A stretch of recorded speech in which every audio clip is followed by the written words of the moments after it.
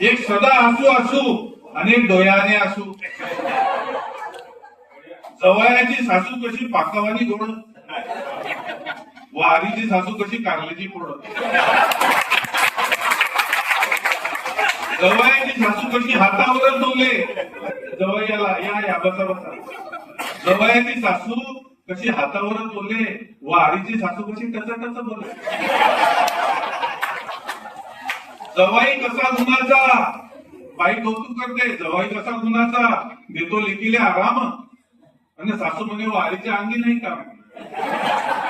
लेकीले आराम आणि वारीले. लेक येता माहेराले तोंड भर हसू. लेक दिवाळीला येते, ऑफिसला येते. लेक येता माहेराले तोंड भर हसू, आणि वारीच्या माहेरावर सदा दुचू.